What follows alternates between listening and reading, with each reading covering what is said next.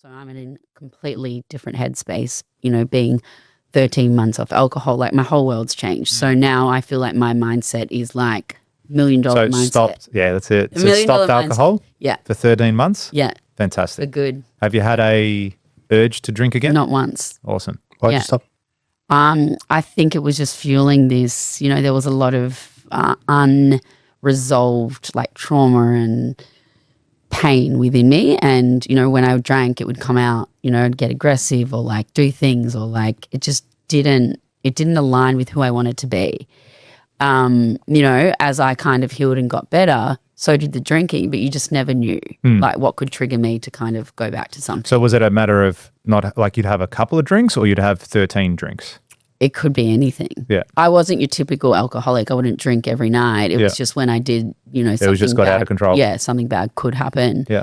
But yeah, I just feel like my mind is in, I've learned, especially before I spoke about like failing or fucking up, like I think everything's just clicked now. And I think from trying to do too much, we've pulled it back and we're like, okay, let's work with what's good. My ranges have changed.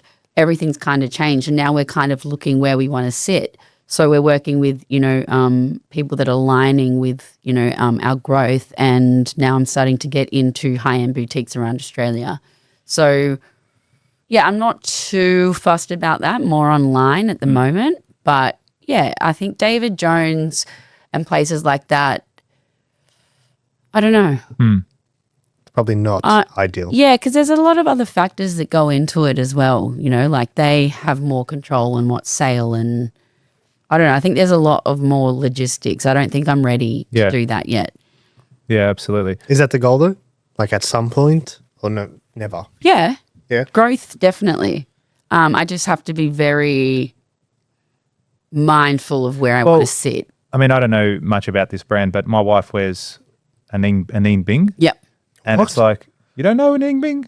Everyone knows a Neen Bing. She loves it. What's it? What is that? It's a brand. Oh, it's a brand. Okay. Yeah. There's no leopard range. That's probably why you don't know it. They do have a sort of animal on the front though. They do these eagle teas. Yeah, but no leopards, so you wouldn't know.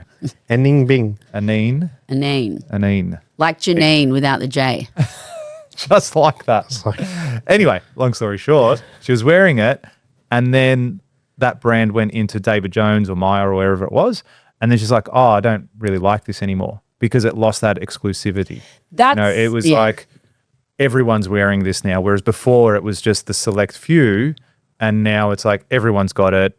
The T-shirts went from $300 a T-shirt to $80 a T-shirt and it's like it just became another brand. I feel like you should answer all my questions because I like exactly what I was meant to say.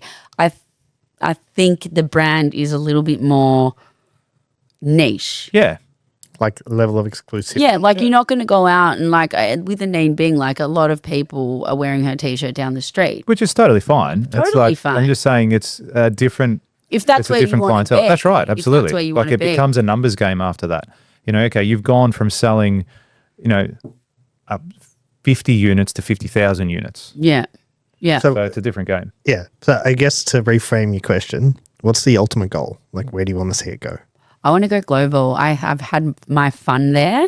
I came back to focus on Australia. Australia's doing really well.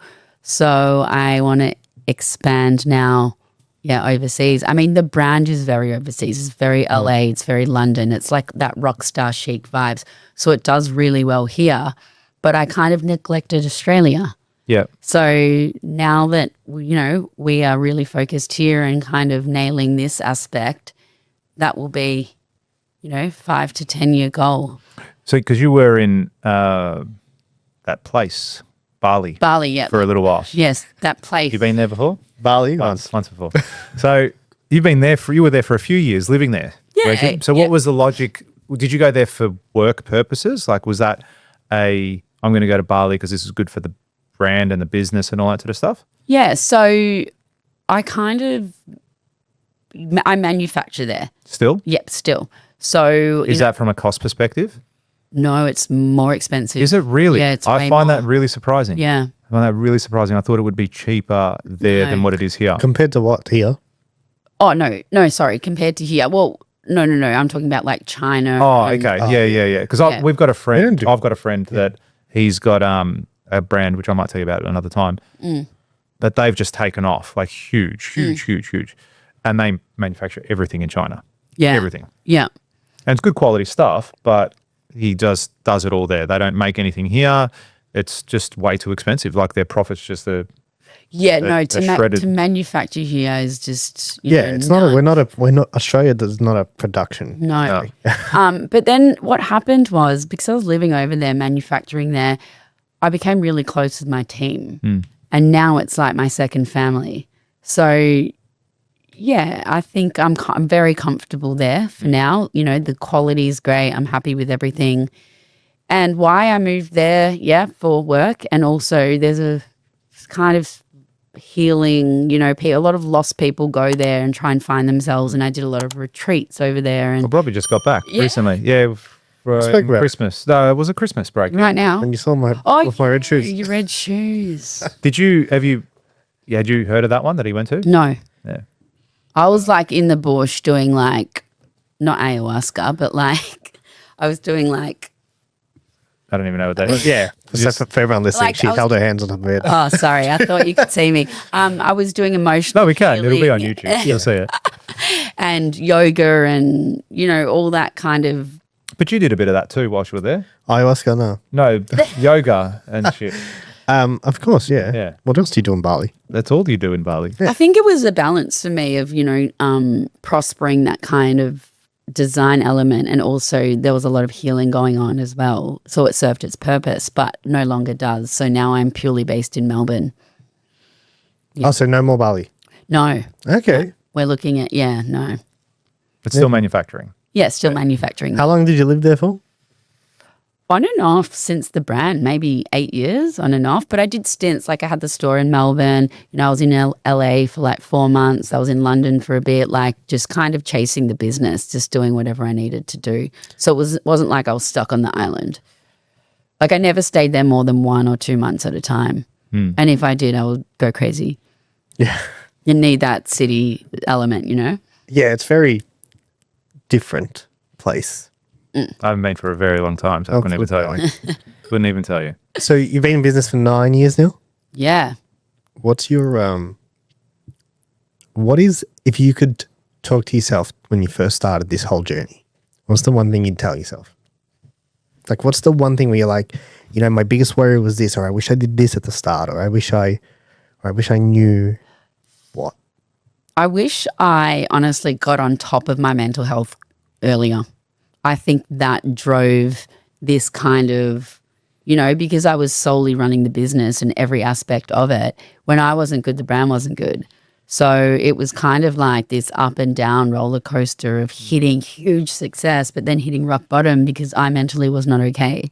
So I think if I'd caught on to that earlier, but then again, Hindsight's it was a good my thing. journey. Yeah, it was my journey. So what is it that allowed you to get to the point? Like, was there a particular thing, like the straw that broke the camel's back? Was there a moment, an event, a thing that occurred where you're like, this is that you can talk about, obviously? Yeah. This is it, enough. Like, Enough's this is- enough. You know what I mean? Like, was there something that occurred that you wish had occurred earlier? I think I'm just fucking up that much over and over again. So it's just like a compounding effect of all the events over and over. And then you're like, you know what, I'm fucking over Yeah, this. until I looked at myself. I remember hitting all this success, right? I remember sitting next to Muhammad and I was looking at all the people that watching his life when he went like this. He was talking about this amazing designer, talking me up. Like it was a surreal moment. And all these famous names were watching me. And I just remember that night being like, what's next? Like, you know, I was chasing success, but it wasn't making me feel good. You know, that lasted that time being. And then I was like, okay, you know, what are you going to do next? So it was like, I remember being like, you'll never be happy if you don't fix what's within, because you can keep chasing success and making all this money at Fred Siegel. And God, I was doing whatever I wanted, but I wasn't happy. So it's kind of like, you know, when you talk about I'll be happy when, or like, you know, when, I don't know, I get that car, when I make that money. it was kind of like that just happened. And I was like, all right, you need to fix all this stuff. Otherwise, no matter what you do for work will ever purely make you happy. Yeah, without a doubt. I think that's very well said. And it's also a lonely journey up the top. You know, you have no one else to go to. Yeah. It's like you're the brand's successful, it's you. The brand's not successful, it's you. You can't go home and speak to your parents and go, oh, you know, had a shit month. Yeah. And what advice are they going to give you? Again, like you look at who you're going to for your advice. They can't necessarily help you. And that's good that you were able to reach out to certain mentors or people or do things that then brought you that inner peace and balance that you needed in your life. What's that quote? It's like the wolf climbing the hill is never, no, the wolf on top of the hill is never as hungry as the wolf climbing the hill. Yeah. It's like, I've heard that one. Yeah, I don't think I have either. That's a good one. I like that one. I know. Yeah. There's another one. It's like it's about a wolf. It's you'll a probably- wolf that's, there are two wolves inside of you. Oh, yeah. A wolf that's, one Japanese that's, that one. And it's like, the bad wolf, the good wolf. yeah, it's like the fear. There's the wolf that has the fear, and then there's a wolf that has the courage. It's like which wolf wins. Yeah, They're which one battling do you each other. feed? And Yeah, it's like I whichever love one you feed. Yeah. I don't know the exact quote now. I want to find it. Yeah. I've yeah. heard that. If you like that clip and you want to watch another one, click just over here. And if you want to watch the full episode, click just over here. Don't forget to subscribe to the channel, and thanks for watching.